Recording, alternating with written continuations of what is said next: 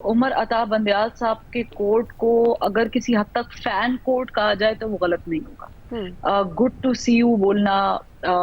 یہ make sure کرنا کہ ایک پولیٹیکل پارٹی کے جو لیڈر ہیں وہ آرام سے جائیں، ان کی حالت زار پہ رپورٹ طلب کرنا جبکہ ان کو جیل میں اچھا خاصا کھانا مل رہا ہے، ان کے بارے میں فکر مند ہونا، اور پھر اس سب میں ان چیزوں کو ان چیزوں کو لک آفٹر کرنا جو شاید اخلاقی طور پہ بنتا نہیں تھا، اور پھر وہ ساس والی آڈیو آ جانا. تو یہ مجھے لگتا ہے کہ عطا صاحب کا جو کوٹ تھا دیٹ واز اے فین کوٹ،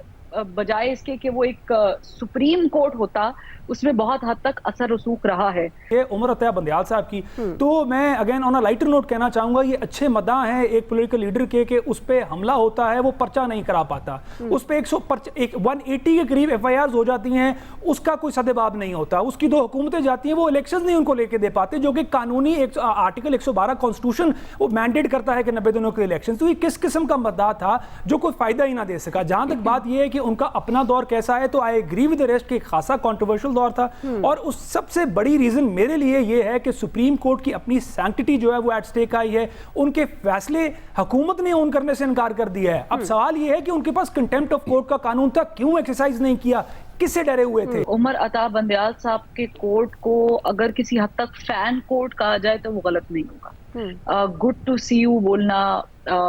یہ میک شور کرنا کہ ایک پولیٹیکل پارٹی کے جو لیڈر ہیں وہ آرام سے جائیں، ان کی حالت زار پہ رپورٹ طلب کرنا جبکہ ان کو جیل میں اچھا خاصا کھانا مل رہا ہے،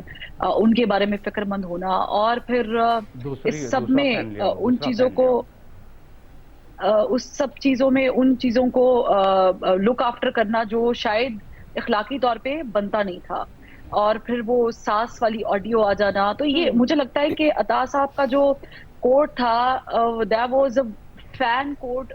بجائے اس کے کہ وہ ایک سپریم کورٹ ہوتا، اس میں بہت حد تک اثر رسوخ رہا ہے. یہ عمر عطا بندیال صاحب کی تو میں again on a lighter note کہنا چاہوں گا، یہ اچھے مداح ہیں ایک پولیٹیکل لیڈر کے کہ اس پہ حملہ ہوتا ہے وہ پرچہ نہیں کرا پاتا، اس پہ 180 کے قریب ایف آئی آرز ہو جاتی ہیں، اس کا کوئی سدباب نہیں ہوتا، اس کی 2 حکومتیں جاتی ہیں، وہ الیکشنز نہیں ان کو لے کے دے پاتے، جو کہ قانونی آرٹیکل 112 کانسٹیٹیوشن وہ مینڈیٹ کرتا ہے کہ 90 دنوں کے الیکشن. تو یہ کس قسم کا مداح تھا جو کوئی فائدہ ہی نہ دے سکا. جہاں تک بات یہ ہے کہ ان کا اپنا دور کیسا ہے، تو I agree with the rest کہ خاصا کنٹروورشل دور تھا، اور اس سب سے بڑی ریزن میرے لیے یہ ہے کہ سپریم کورٹ کی اپنی سینکٹی جو ہے وہ ایٹ سٹیک آئی ہے، ان کے فیصلے حکومت نے اون کرنے سے انکار کر دیا ہے. اب سوال یہ ہے کہ ان کے پاس کنٹیمپٹ آف کورٹ کا قانون تھا، کیوں ایکسرسائز نہیں کیا، کس سے ڈرے ہوئے تھے؟